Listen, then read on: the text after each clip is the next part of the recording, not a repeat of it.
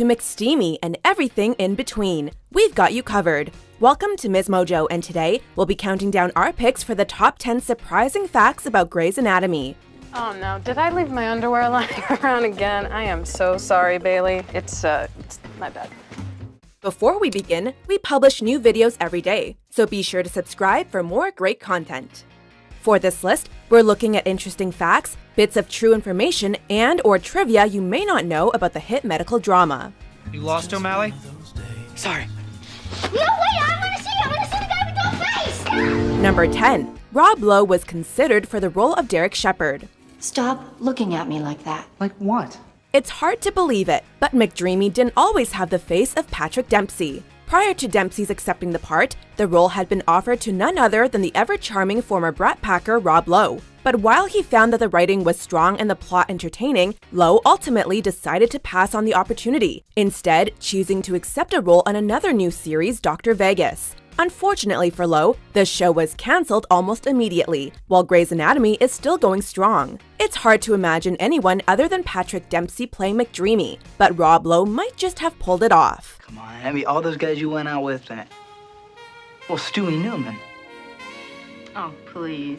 Number 9. Sarah Drew went into labor within hours after her character did. I'm gonna have this baby right here. April, no. Ben, come on. Sarah Drew, the actress who plays Dr. April Kepner, was pregnant at the same time as her character.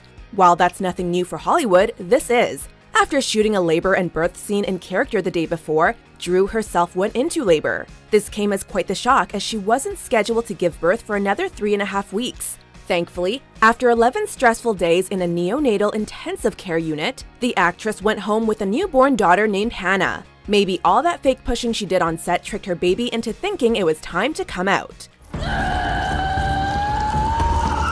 Number 8. All those organs are real. Kind of. Wow, this is amazing. Look at all the stuff here. Okay, let's start with this heart. When you're shooting a TV show that revolves around the daily exploits of a hospital, things are bound to get a little messy. Heart transplants, liver donations, skin grafts, these are just some of the procedures that take place during the day-to-day of Grey's Anatomy's fictional emergency room.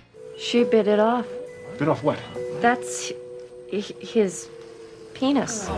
And while the show never shied away when it came to shooting up-and-close and personal views of the human body, most would assume that what they were witnessing wasn't real. However, all the organs in the show are actually real organs, just not real human organs. Being that authentic might be a step or several too far, but the producers of the show were more than willing to use animal organs in the name of realism, specifically from lambs and cows. Nah, I think this is for the really gooey stuff where you want it to be thicker and Oh, grosser. look what it says. It says bad blood. Number 7. The show was almost called Complications. Nobody knows where they might end up. Grey's Anatomy has entered the lexicon of Western society, thanks to more than a decade's worth of airtime dedicated to a group of doctors at Grey Sloan Memorial Hospital. And yet the name of the show was almost something completely different.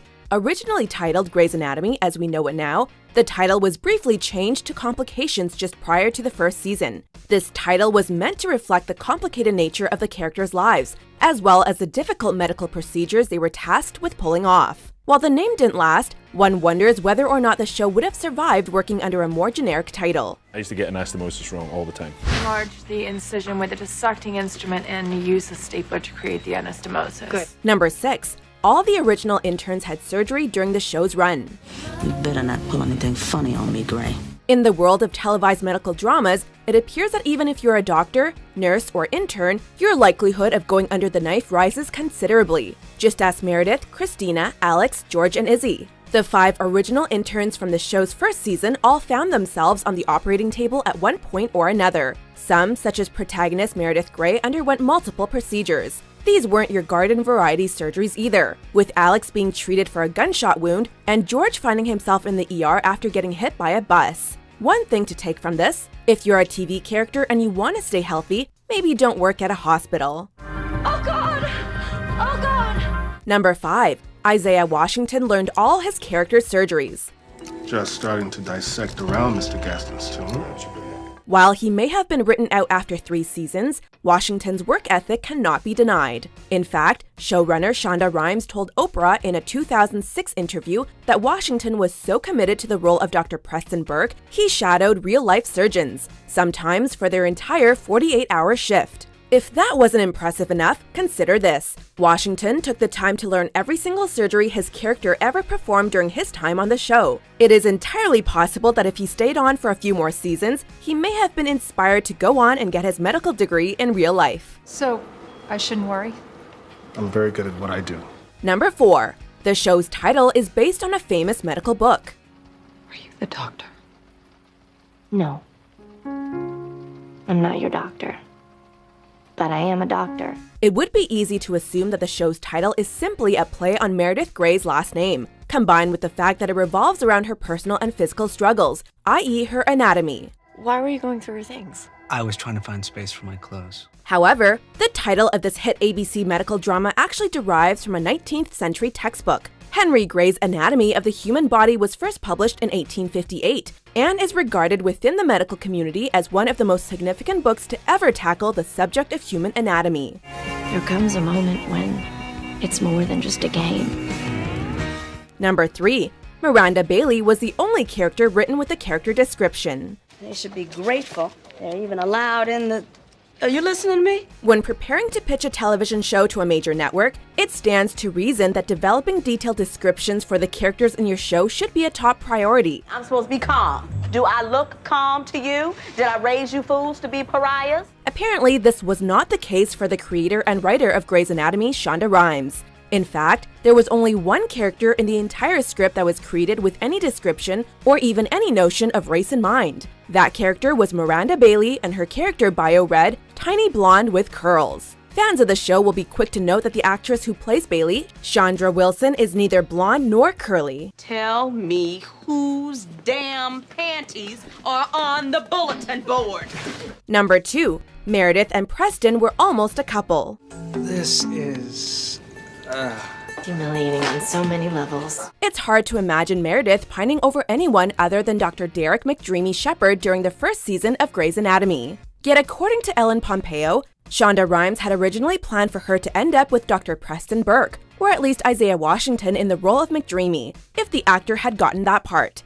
As I'm running the OR today, I get to make that choice. This was due in part to Rhimes' desire to have an interracial couple on the show. Ultimately, it was Pompeo who drew a line in the sand, stating that if possible, she'd prefer her character to end up with someone else. This wasn't a malicious act on Pompeo's part, as her reasoning was that she is in an interracial couple in real life and didn't want her art to reflect her life. The Grey's Anatomy star and husband Chris Ivory welcomed a third child together. Number 1. Watching the show may cause negative attitudes towards organ donation.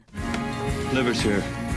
Grey's Anatomy is just a television show, yet for some, it has become an influential factor in regards to how they feel towards organ donation. Based on a number of incorrect portrayals over the years, a study from the Communication Research Journal found that regular viewers of the show were more likely to look unfavorably towards organ donation as opposed to non-viewers. This discrepancy has been blamed on storylines such as the one that occurred in Season 2, when Dr. Shepherd stops a team of doctors from harvesting organs from a patient they thought was brain dead, who in fact was not. Yeah, we have a donor who's still dissevered.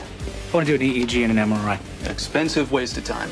I insist on it. Every show gets it wrong now and again, but it doesn't usually affect whether or not you get a new kidney. Liver's going to Emma. All right, there you go. Do you agree with our picks? Check out these other great clips from Ms. Mojo and subscribe for new videos every day.